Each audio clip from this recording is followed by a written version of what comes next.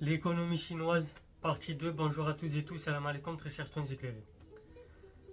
La croissance bénéficie d'un effet de base très favorable après une année 2022 marquée par des multiples confinements, dont celui particulièrement long et sévère de Shanghai. L'un des principaux poumons économiques du pays, je vous le rappelle. Voici un graphique qui montre donc la croissance économique de la Chine ces dernières années.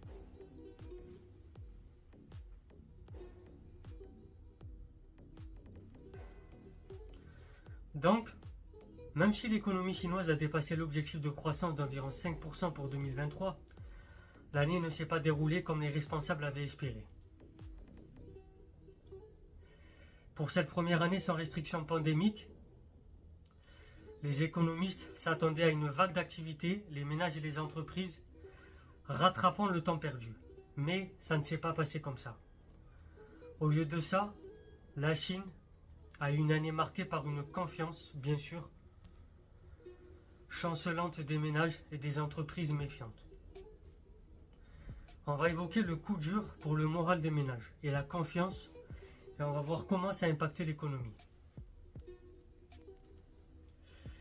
Les restrictions anti-Covid ont laissé des cicatrices profondes dans la population, tandis que la crise de l'immobilier s'est aggravée, minant la confiance des consommateurs et entraînant d'autres secteurs dans sa chute. L'immobilier a longtemps contribué au sens large à environ 30% du PIB chinois et à 20% des emplois, constituant un puissant moteur des décennies passées.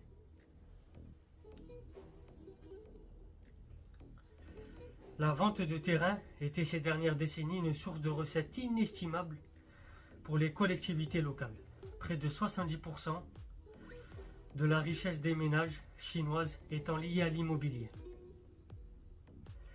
Donc, la baisse du prix de la pierre est un coup dur pour le moral et pour le portefeuille des ménages chinois.